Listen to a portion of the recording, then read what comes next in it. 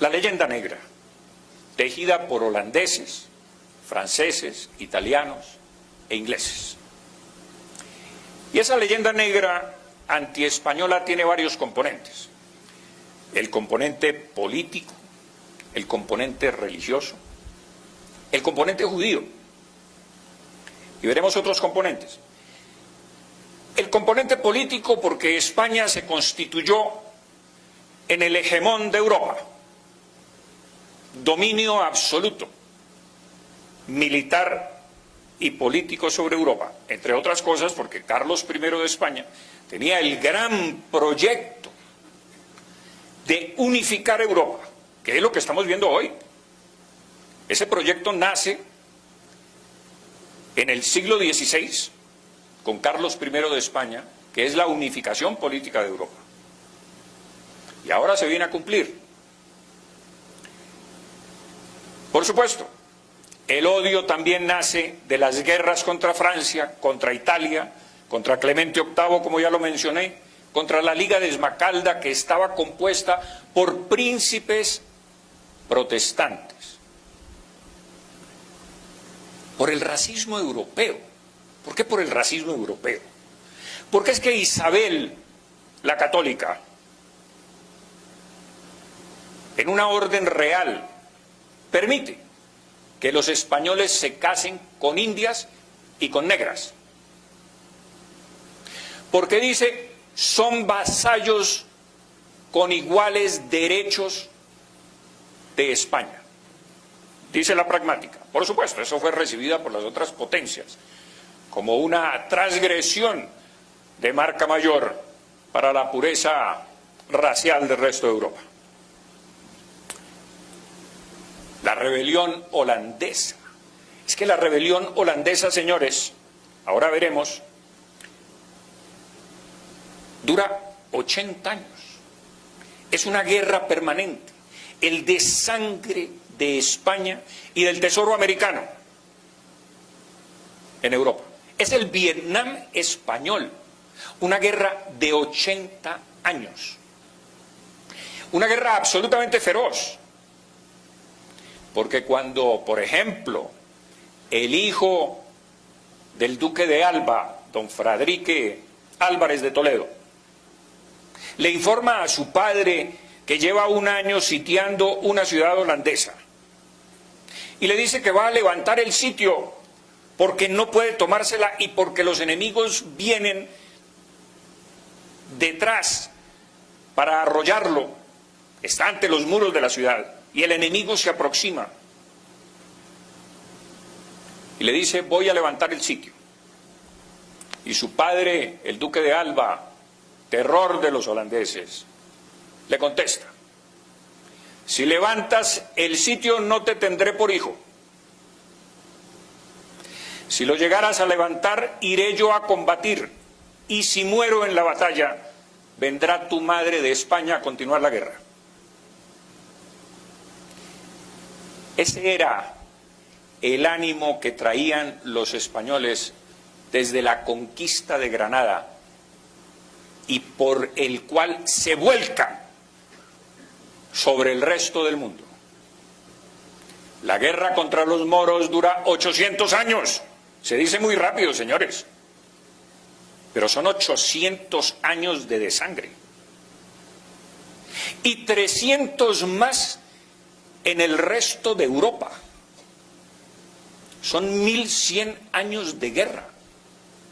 España no tuvo paz un solo momento en su historia, ni como país que expulsa a los moros, a los invasores, ni como país hegemónico, que cabe decir, y es importante recalcar, es la primera nación europea. El resto de Europa está fraccionada en principados, rivalidades, etcétera. España se consolida como una sociedad unitaria. Y es importante, porque por primera vez surge una nación. Y ese impulso de la guerra de 800 años, por supuesto que imprime una característica fundamental en el ánimo, en la personalidad, en el carácter de los españoles. Lo sabemos nosotros, los hispanoamericanos, cuando vamos a España nos sentimos que nos tratan muy fuerte, pero es que entre ellos se tratan muy fuerte, son fuertes en el trato. Es casi un cuartel en el trato. Y esa es una característica, pienso yo, que proviene de todos esos años de guerras permanentes. La guerra religiosa de 1524 a 1697 dura 173 años. En los Países Bajos de 1568 a 1648 dura 80 años.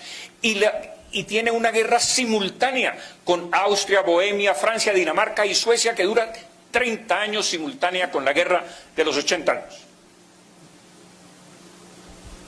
Es el mundo contra España. ¿Y qué pasó con el tema judío? Bueno, todos sabemos que por razones religiosas, quizás por algunas exageraciones, quizás por algunas inquinas, Isabel decide expulsar a los judíos de España para unificar la corona de Castilla con la corona de Aragón y unificar el resto del país. Y los expulsan. Los que se quedan no pierden sus propiedades y los que se van pueden llevarlas. Es decir, sus pertenencias, su oro, evidentemente sus casas no, pero sus valores sí. Pero es que España no es el único país que expulsó a los judíos. Inglaterra los expulsa en 1290, Francia en 1306, 1321 y 1394, Alemania e Italia en el siglo XIV y en el siglo XVI, Hungría en el 1349, Austria en 1421, Lituania en 1445 y 1495, Portugal en 1497, Bohemia y Moravia en 1744. Pero la única expulsión, señores, que se conoce es la española. La expulsión de los judíos. Es parte de la leyenda negra. Pero es que las otras naciones tenían otras razones para expulsar a los judíos. Y es que sus respectivas cortes y coronas estaban endeudados con los banqueros judíos y para no pagarles las deudas los expulsaron de sus países. Dos razones completamente distintas.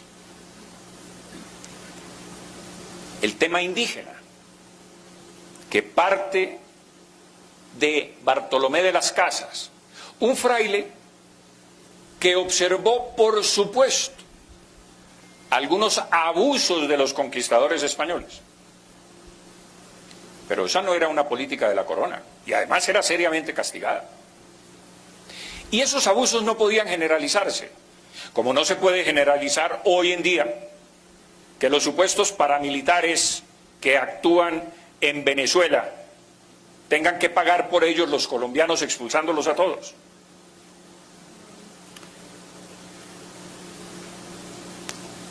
Y se propaga la especie de que los españoles mataron 20 millones de indígenas. En primer lugar, en América nunca hubo 20 millones de indígenas. Jamás, según los censos. Nunca. Pero en 107 años, señores, y me he tomado el trabajo de mirar los registros de la inmigración española a América, de los barcos, de 1493 a 1600. Son 107 años. La inmigración española a América fue de 54.881 personas distribuidas a lo largo de 107 años. Miren ustedes, hasta 1519 llegaron 1.481 españoles. Luego llegan 13.262. luego 9.044, de 1.560 a 1.579, 17.586, y de 1.580 a 1.600, 9.508. ¿Ustedes sinceramente creen que 54.881 españoles distribuidos a lo largo de 107 años pudieron exterminar 20 millones de indígenas? O sea, en toda América, estamos hablando de distribuidos en todo el territorio americano de norte a sur, como lo pudieron observar, porque llegaron hasta Alaska, al oeste del río Mississippi, de lo que es hoy los Estados Unidos, hacia arriba, México, Centroamérica, hacia arriba y hasta Alaska. Llegaron, y por supuesto Suramérica, hasta la Argentina. 54.881 españoles distribuidos, 5.400, 13.200, pudieron exterminar 20 millones de indígenas. O sea, es que esto es alucinante. La verdad estadística y por supuesto la censal, que no se las voy a mostrar para no cortar con datos y datos esta conferencia, demuestran que fue más bien la asimilación, el mestizaje, que fue minando, por así decirlo, la raza pura o las tribus indígenas. Se asimilaban, como hoy se asimilan los Nukak Makuk, cuando se toman una Coca-Cola, dejan la selva y se exilian en la civilización. Y la verdad científica, según los últimos estudios de Harvard, de médicos especializados en enfermedades, en paleontólogos, que han estudiado los huesos de los aztecas, han encontrado un virus que se llama el virus Cocolistli, que exterminó buena parte de los aztecas y buena parte de los españoles, que es, inclusive se dice que ese virus todavía puede producir una mortandad en América. El virus existe y les iba a mostrar a ustedes el video que tengo en mi poder sobre todo el hallazgo y las investigaciones de laboratorio y los huesos y los entierros y todo lo que se ha examinado, y no cabe ninguna duda que los indígenas perecieron más por este virus que por la acción de los conquistadores, entre otras razones porque no se encuentran marcas en los huesos de haber perecido en batallas o haber sido maltratados de alguna manera.